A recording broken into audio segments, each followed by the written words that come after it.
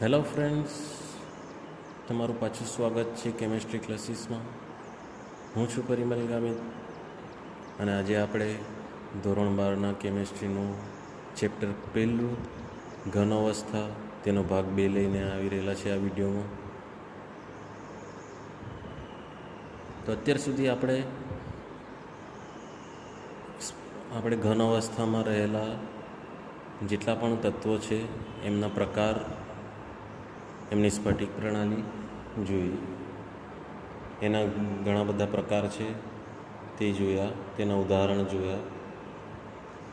તો આપણા પાસે 2 પ્રકારના ઘન પદાર્થો છે, સ્ફટિકમય ઘન પદાર્થો અને અસ્ફટિકમય ઘન પદાર્થો. આપણે એમાં માત્ર હાલમાં સ્ફટિકમય ઘન પદાર્થોને જ જોવાના છે. તો આપણે આગળ સ્ટાર્ટ કરીએ. તો આપણા પાસે સ્ફટિકમય ઘન પદાર્થો છે. તો આપણે જોયું જ હશે, આપણા પાસે NaClનો સ્ફટિક જોયો હશે. તો હવે આપણે સ્ફટિક કોને કહીએ અને એની રચના કેવી હશે. NaCl સાથે ખાંડનો સ્ફટિક પણ તમે જોયા હશે. તો આપણા પાસે મીઠું અને ખાંડ 2 વસ્તુ છે, બરાબર. તો એ ચોક્કસ પ્રકારની રચના પોતાની જાતે જ ધરાવે છે. એને આપણે એનો આકાર ઢાળતા નથી. તો હવે સ્ફટિક કોને કહેવાશે? જો આપણે એને એકદમ સૂક્ષ્મ અવસ્થામાં જોઈએ તો જેમ કે આપણે NaClનું ઉદાહરણ લઈએ તો NaClમાં શું હશે કે એક સોડિયમનો પરમાણુ હશે, એની પછી એક ક્લોરીનનો પરમાણુ હશે,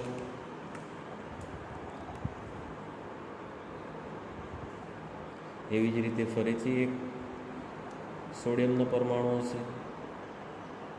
એવી રીતે વારાફરતી એક પરમાણુઓ ગોઠવાયેલા હશે. તો એકદમ નાના સ્વરૂપે આપણને જોતા ખબર પડે કે ઘણા બધા પરમાણુઓ આ રીતે ગોઠવાયેલા હશે. તો આ બધા પરમાણુઓ એકબીજા સાથે જોડાઈને આ પ્રકારની એક સ્ફટિક પ્રણાલી બનાવે છે. એવી જ રીતે જો આપણે આ રીતે કોઈક સ્ફટિક બનાવીએ કે કોઈક સ્ફટિકમાં આ પ્રકારના પરમાણુઓની ગોઠવણી થયેલી જોવા મળે, તો એ બધા બિંદુઓને જોડતા આપણને જે પણ રચના મળે, બરાબર, તો એને આપણે કહીશું સ્ફટિક લેટિસ.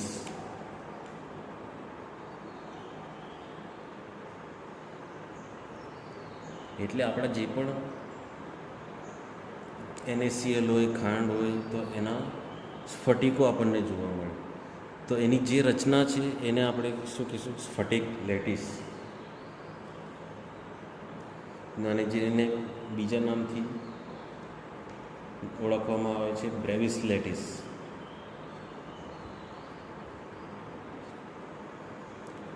બ્રેવિસ એક વૈજ્ઞાનિકનું નામ છે જેણે આ પ્રણાલી શોધી હતી, એટલે એના નામ પરથી એને નામ આપવામાં આવ્યું છે બ્રેવિસ લેટિસ.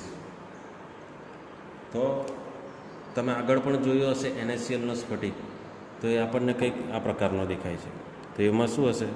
અહીંયા એક સોડિયમ હશે, અહીંયા ક્લોરીન, અહીંયા પાછો સોડિયમ, અહીંયા ક્લોરીન, અહીંયા પાછો સોડિયમ, અહીંયા ક્લોરીન. આ રીતે સોડિયમ અને ક્લોરીનના પરમાણુઓ એકાંતરે ગોઠવાયેલા હશે. એટલે આ બધા ખૂણાઓ પર NaCl, NaCl, NaCl બધી તરફથી એ જ રીતે ગોઠવાયેલું હશે. જો હવે આના આપણે નાનામાં નાનો એકમ લેવામાં આવે કે આખી સ્ફટિક પ્રણાલી છે NaClની, તેમાંથી નાનામાં નાનો એનો એકમ લેવામાં આવે, તો આનો નાનામાં નાનો એકમ કયો થાય? જેમ કે આપણા પાસે સેમ એના જેવી જ પ્રણાલી છે, તો એનો આપણે નાનામાં નાનો એકમ લેવામાં આવે તો આ એનો એક નાનામાં નાનો એકમ થાય છે, બરાબર. તો એને દર્શાવીએ આપણે તો એને કઈ રીતે દર્શાવી શકાશે?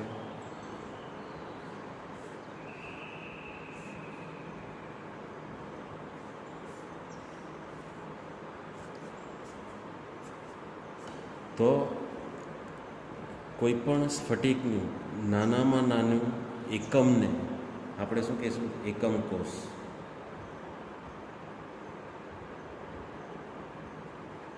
કોઈ પણ પ્રકારનો સ્ફટિક હોય, આપણે આ જોયો છે, એના જેવો જ આ પણ છે.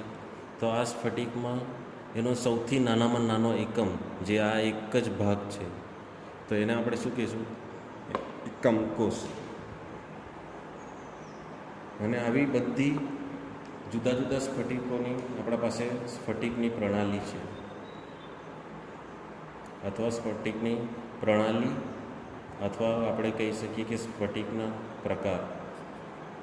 તો એવા આપણા પાસે 7 સ્ફટિક પ્રણાલી છે, બરાબર. અને એવા આપણને 14 ત્રિપરિમાણમાં ગોઠવણી મળે છે.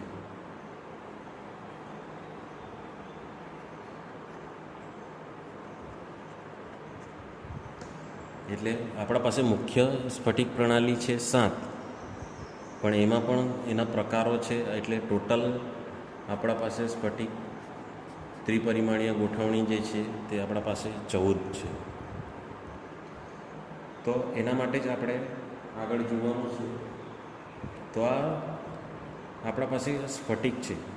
તો સ્ફટિકનો જે પણ એકમ કોષ છે, તો સ્ફટિકના પ્રકાર કઈ રીતે પાડવામાં આવે છે? તો અહીંયા આપણને જોવા મળે છે કે કોઈ પણ આ એકમ કોષ હોય ત્રિપરિમાણમાં, તો એની લંબાઈ, ઊંચાઈ અને પહોળાઈ 3 વસ્તુ જોવા મળે, બરાબર. તો એને આપણે એ રીતે દર્શાવી દઈએ કે આ કોઈ બાજુ છે A, એવી જ રીતે બીજી બાજુ છે B, એવી જ રીતે ત્રીજી બાજુ છે C. એટલે લંબાઈ, ઊંચાઈ, પહોળાઈ એ થઈ ગઈ. એટલે આ 3 એક પેરામીટર્સ છે. એ સિવાય આ 2 વચ્ચેનો ખૂણો, A અને C વચ્ચેનો ખૂણો, A અને B વચ્ચેનો ખૂણો, અને C અને B વચ્ચેનો ખૂણો. તો આ ખૂણાઓને પણ ધ્યાનમાં રાખવામાં આવે છે. એકને કહેવામાં આવે છે આલ્ફા, બીજાને કહેવામાં આવે છે બીટા, ત્રીજો છે ગેમા. એટલે એને આપણે દર્શાવીએ તો આપણા પાસે હવે 3 વસ્તુ આવી, 3 બાજુઓ છે આપણા પાસે.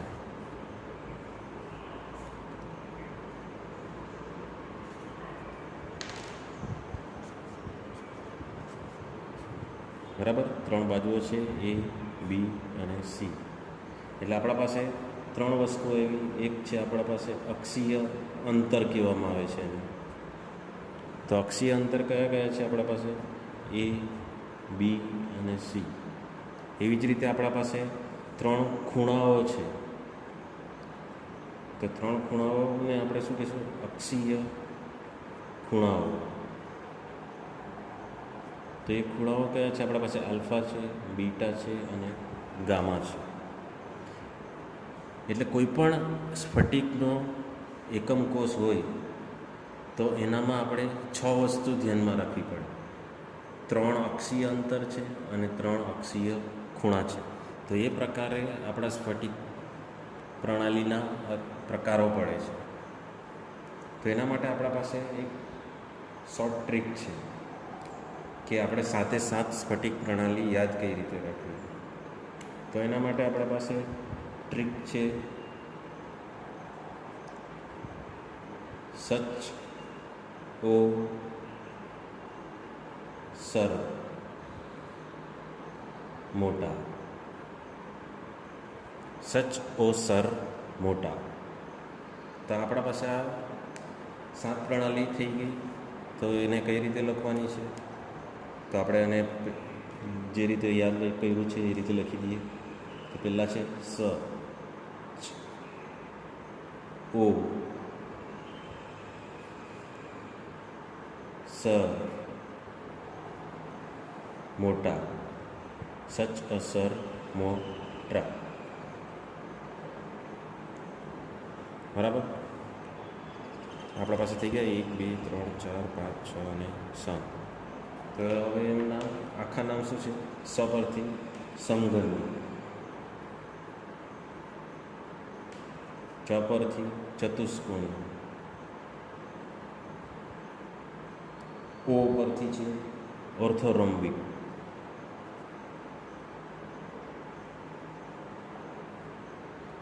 સ પરથી છે ષટકોણીય, ર પરથી છે રોમ્બોહેડ્રલ,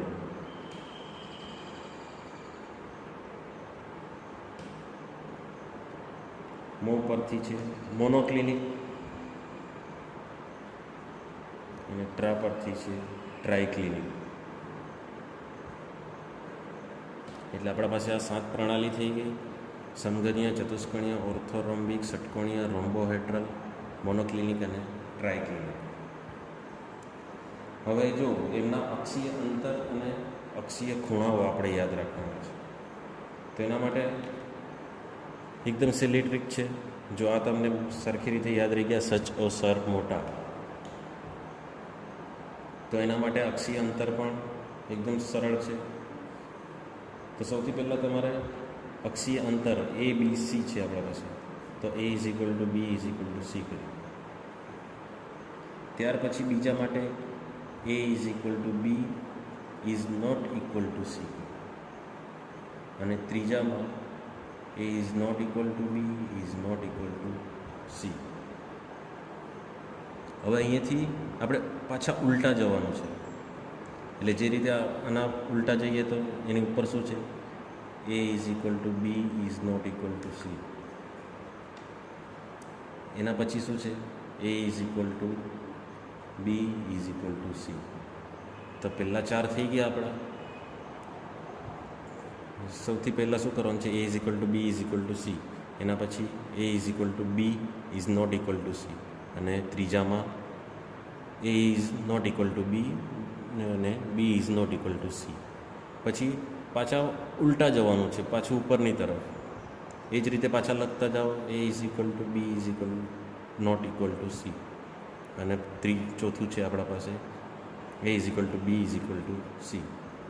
તો આ રીતે આપણા પાસે 5 પ્રણાલી થઈ ગઈ. અને છેલ્લા 2 માટે, મોનોક્લિનિક અને ટ્રાયક્લિનિક માટે, બંને માટે A ≠ B ≠ C.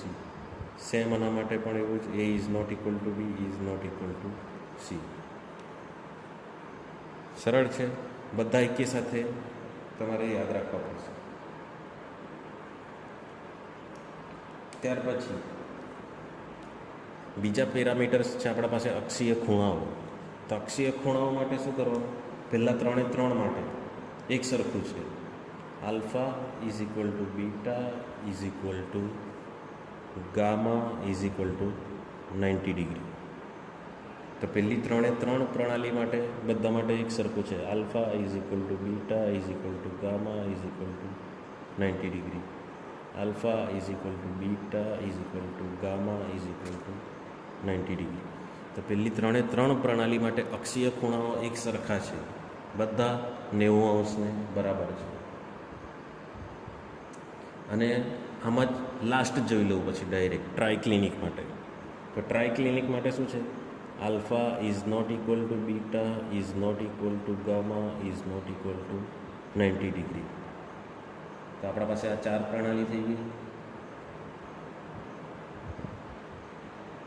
ત્યારબાદ રોમ્બોહેડ્રલ પર આવો. તો એના માટે શું છે? આલ્ફા = બીટા = ગામા ≠ 90 ડિગ્રી છે. ઠીક છે, પણ એ <120 ડિગ્રી, એટલે 120થી ઓછા છે, પણ 90ના બરાબર નથી. હવે આપણા પાસે આ 2 જ રહી ગઈ છે. તમારે આને સરખી રીતે યાદ કરવું પડશે. આખું કોષ્ટક એક્ઝામ માટે ખૂબ ઇમ્પોર્ટન્ટ છે.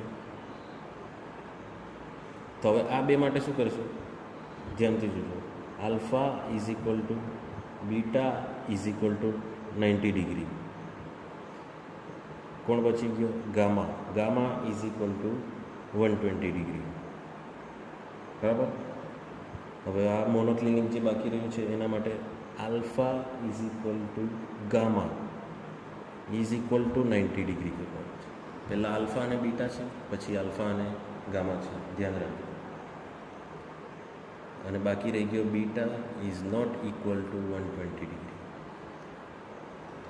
2-3 વાર પ્રેક્ટિસ કરશો, શાંતિથી સરળતાથી થઈ જશે. એટલે એમને આ યાદ રાખવાની એક ટ્રીક હતી. 2-3 વાર પ્રેક્ટિસ કરજો, આવડી જશે. હવે એમના ઉદાહરણ યાદ રાખવા છે. તો સમઘનીય માટે સૌથી પહેલું આપણા પાસે છે NaCl, KCl છે, ZnS છે, કોપર છે. તમારે આના વધારે 2-3 એક્ઝામ્પલ યાદ રાખવા પડશે. એક્ઝામમાં ખાસ પૂછાય છે, એટલે આખું કોષ્ટક તમારે યાદ રાખવું પડશે, તો જ તમારાથી સરખી રીતે જવાબ આપશે. પછી આપણા પાસે બીજી સ્ફટિક પ્રણાલી છે ચતુષ્કોણીય. તો એના માટે એક્ઝામ્પલ છે સફેદ ટીન અને SnO2 સાથે છે TiO2. એટલે તમારે આને ખાસ 2-3 એક્ઝામ્પલ યાદ રાખવા પડશે. ઓર્થોરોમ્બિકમાં છે રોમ્બિક સલ્ફર, સહેલું છે, યાદ રહેશે છે. રોમ્બિક સલ્ફર સાથે છે પોટેશિયમ નાઇટ્રેટ KNO3 અને BaSO4. એના પછી છે ષટકોણીય. આમાં ખાસ ગ્રેફાઇટ, તમારી બુકમાં પણ આપેલી જશે ગ્રેફાઇટની રચના. ગ્રેફાઇટ છે, ZnO છે. પછી છે આપણા પાસે રોમ્બોહેડ્રલ. તો એના એક્ઝામ્પલ છે આપણા પાસે કેલ્સાઇટ અને સિનેબાર.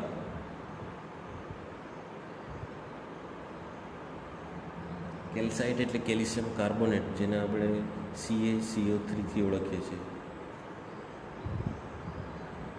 અને મોનોક્લિનિકમાં છે મોનોક્લિનિક સલ્ફર અને Na2SO4 સોડિયમ સલ્ફેટ. અને લાસ્ટ આપણા પાસે છે ટ્રાયક્લિનિક. ટ્રાયક્લિનિક માટે આપણા પાસે બેસ્ટ એક્ઝામ્પલ છે K2Cr2O7. બીજું છે આપણા પાસે કોપર સલ્ફેટ CuSO4. અને આપણા પાસે બીજું એક છે બોરિક એસિડ H3BO3. તો આપણા આ બ્રેવિસ લેટિસની 7 પ્રણાલી હતી. તેમના અક્ષીય અંતર કઈ રીતે યાદ રાખવા છે, તેના અક્ષીય ખૂણાઓ કઈ રીતે યાદ રાખવાના છે, અને તેના ઉદાહરણ. ઠીક છે, આ એક્ઝામ માટે ખૂબ ઇમ્પોર્ટન્ટ છે. એટલે જેટલું પણ બને તેટલું જલ્દી આની તૈયારી કરી નાખો. એની શોર્ટ ટ્રિક્સ યાદ કરી રાખો, આખું કોષ્ટક યાદ રાખજો. તો આ વિડીયોમાં બસ આટલું જ. Thank you.